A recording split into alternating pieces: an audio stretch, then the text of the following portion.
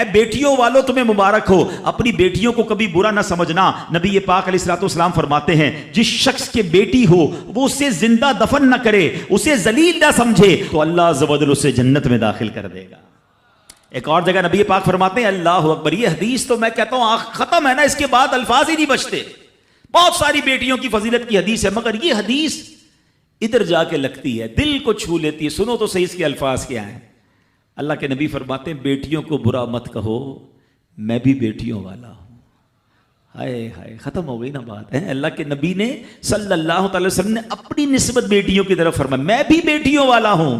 بے شک بیٹیاں تو بہت محبت کرنے والیاں، غم گسار اور بہت زیادہ مہربان ہوتی ہیں۔ سنو بیٹیوں والو اور بہنوں والو، اللہ کے حبیب کیا فرماتے ہیں صلی اللہ تعالی علیہ وسلم، میرے نبی کا فرمان ہے کہ جس کی 3 بیٹیاں یا بہنوں کی اس طرح پرورش کرے، ان کو ادب سکھائے، ان سے مہربانی کا برتاؤ کرے، یہاں تک کہ اللہ عز و جل اسے بے نیاز کر دے، یعنی ان کا نکاح ہو جائے، تو اللہ تعالیٰ اس کے لیے جنت واجب فرما دیتا ہے۔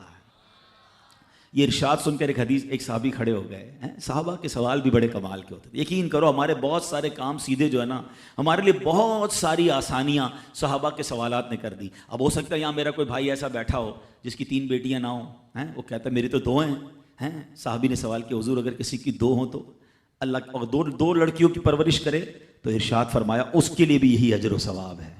راوی فرماتے ہیں یہاں تک کہ اگر ایک بیٹی کا بھی لوگ ذکر کرتے تو نبی پاک اس کے بارے میں یہی فرماتے۔ مگر ایک روایت اور بھی موجود ہے کہ ایک صحابی نے کھڑے ہو کر کہا حضور اگر کسی کی 1 بیٹی ہو، اللہ کے نبی نے فرمایا 1 بیٹی ہو تو بھی جنت واجب ہو جاتی ہے۔ بیٹیوں پر شکایت، بیٹیوں پر منہ چڑھاتے ہو، بیٹیوں پر لڑائی کرتے ہو، اللہ اکبر، یہ تو جنت میں جانے کا ٹکٹ ہے۔ تو اپنی بیٹیوں سے پیار کریں۔ اور باپ جتنے بیٹھے نا، مجھے پتا ہے وہ میری بات کی تائید کریں گے، شاید پیدائش پہ منہ چڑھایا ہوگا کسی نے، لیکن آج بھی باپ سے زیادہ کلوز بیٹی ہی ہوتی ہے۔ پیار وہ باپ سے بیٹی ہی کرتی ہے، گھر جاؤ تو بیٹی باپ کا انتظار زیادہ کرتی ہے۔ اور اسلام عورتوں کے حقوق کی شاندار انداز سے بیان کرتا ہے۔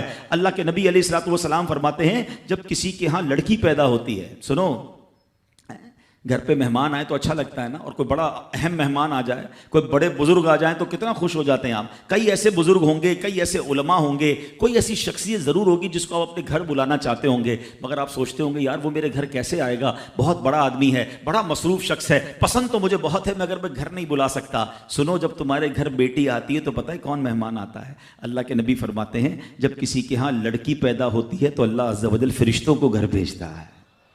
ہاں، آپ کے گھر فرشتے آتے ہیں اور کیا کہتے ہیں؟ فرشتے آ کر کہتے ہیں اے گھر والوں تم پر سلامتی ہو۔ پھر فرشتے اس بچی کو اپنے پروں کے سائے میں لیتے ہیں، اس کے سر پر ہاتھ پھیرتے ہوئے کہتے ہیں یہ کمزور سی جان ہے جو ایک کمزور جان سے پیدا ہوئی ہے، جو شخص اس کمزور جان کی پرورش کی ذمہ داری لے گا تو قیامت تک مدد خدا اس کے شامل حال رہے گی۔ تو اب کبھی بھی بیٹیوں پر زیادتی نہیں ہونے دینی۔ ہاں، بیٹیوں کی دعائیں لو، بیٹیوں کی خدمت کرو۔ اور میں نے خود دیکھا ہے، آپ نے بھی دیکھا ہوگا، میں نے دیکھا ہے، بلکہ میں نے ایک طرح سے انٹرویو لیا ہے ایک رشتہ دار کا کہ یار آپ کی 4 بیٹیاں ہیں، 3 بیٹیاں ہیں، کہتا ہے یار جب سے بیٹیاں آئی ہیں پتہ نہیں رزق کدھر سے آ رہا ہے۔ بیٹیاں تو کیا آئی ہیں، اللہ نے رحمت کے دروازے کھول دیے ہیں، کیونکہ اس نے منہ نہیں چڑھایا۔ کچھ ہوں گے ایسے بیٹیوں والے جن کا ہاتھ تنگ ہوگا، تو غور کرو جب بیٹی ہوئی تھی تو شکر کیا تھا یا شکوہ کیا تھا؟ اللہ نے تو بھیجی تھی رحمت تمہارے گھر پہ، تم نے اس وقت بھی اللہ کو ناراض کیا، بیوی کو گالیاں دی، ہنگامہ کیا، اب کہتے ہو رحمت نہیں آ رہی۔ تم نے تو کتنی ناشکری کر لی۔ اگر تم سجدہ شکر ادا کرتے، اللہ کی بارگاہ میں رضا راضی رہتے، اللہ بیٹیاں تو دیتا مگر تم پر رحمت کے اور دروازے بھی کھول دیتا۔ اور ہم نے دیکھا ہے لوگوں کے رزق کو بڑھتے ہوئے۔ تو کبھی بیٹی کی پیدائش پر آپ نے منہ نہیں چڑھانا ہے، ہاں، نہ اپنی زوجہ کو تانے دے۔